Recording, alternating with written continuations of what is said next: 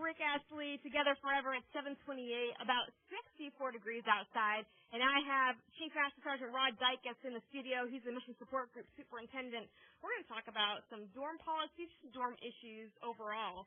Good morning, sir. How are you doing? Good morning. How are you? I'm doing great. Now, in the studio here with us, I actually have Airman First Class Nicolas because he lives in the dorms, and he wanted to ask a few questions as well. This affects all dorm residents, all dorm residents. So, good morning, and how are you guys doing? Doing good. Like she said, I'm brand new airman, new to the Air Force, 2 months in, and living in the dorms. I'm loving it so far, but I have a couple of questions. Where can I find the dorm policies? I've been having trouble getting any answer on that one. Okay, there's two places you can find dorm policies. One is the local policies, which happens to be the unaccompanied housing guide. You can find it in the unaccompanied housing office, or your dorm mayor or ADL can probably provide that to you as well. And the other is AFI 32/6005. That has all the rules and regulations that talk about dorm, unaccompanied housing. Okay. Now, I had a kind of an interesting story. I was sitting in my desk chair, and I heard plump, plump, and I looked down, and I have these 2 screws. I'm like, oh, that's not good, and boom, my chair collapses on me. So I've been sitting on the floor for a week now. How does one get a furniture replacement started? Okay, it's kind of the same policy. What you need to do is find your ADL or your dorm mayor, dorm manager, and have them contact FMO, and they will replace that furniture for you. It is readily available, and they do make replacements on a regular basis. Just don't sit on the floor for a week. Go ahead, and as soon as it breaks, give them a call so they can get it taken care of for you. Okay. Now, you want to go ahead with this one? No, go ahead, Sergeant. Okay.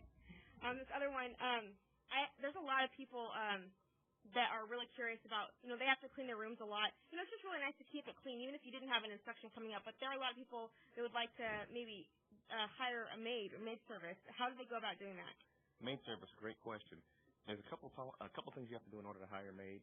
First and foremost, you have to go to the appropriate office. When you hire a maid, make sure they have a gate pass. That's the key component. They have to have a gate pass and be authorized to come on base. Once they're authorized to come on base, then it's your responsibility to ensure the security of your room when you give them your keys so they can clean your room. And if you have a suite mate, you have to notify your suite mate and let them know, hey, I have a maid, so their stuff is protected as well. But it's very simple. You just have to make sure it's a legitimate maid.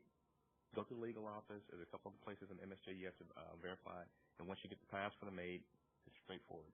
You pay them. They do the work for you for your luscious and spacious room. Now, I'm poor A1C. I can't afford a maid.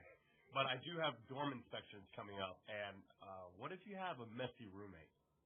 If you have a messy roommate, the first thing you should do is talk to your roommate and say, hey, we both live here. We're sharing common areas. Please do your part. And if they don't comply, and we don't want you to fight with them or anything, just talk to their shirt. That's the first person in the chain you need to talk to. They'll take care of that. Why are there dorm inspections? What's the purpose of them? The biggest reason we have dorm inspections, the wing has them quarterly just to see the quality of the dorms, making sure all your needs are being met, making sure it's a pleasant living condition.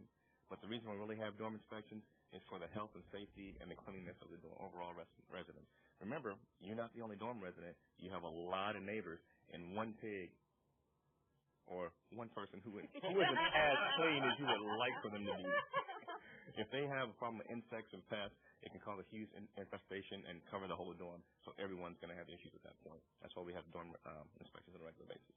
Okay, now it's been a little while since I lived in the dorm, so I remember there were times where I was tired, I wanted to go to sleep, but it was hard because I had a few neighbors who just would not lower that music down, or maybe they were having a bunch of people over and they were just all being so loud and they're having a good time, but I'm trying to sleep. What do I do about that? It happens all the time. I remember those days as well. First of all, we're all adults. So the first thing you need to do is go to those individuals and approach them and say, hey, dorm area is a 24-hour quiet area, so please hold it down. I'm trying to get some sleep. I'm a shift worker, whatever the case may be. You work on weekends. Again, if they don't comply, they don't turn the music down where you can get your required rest, call the first sergeant. They're the ones that handle most of those situations. If you can find the ADL or, again, a dorm mayor at the time, go to them. But if not, call the first sergeants. If you can't get a hold of the first sergeants, last resort, unfortunately, call security forces. They'll come out and break up the party, and hopefully you can get your rest. Okay, great. So if you're not living in the security forces dorms, then go ahead. Hopefully their buddy won't say, I don't see the problem. So I guess I don't have any more questions. Those were all the questions that I was thinking of. What about you, Airman Chris? Well, besides the chair, that was my main focus. No, I can't think of anything either. No?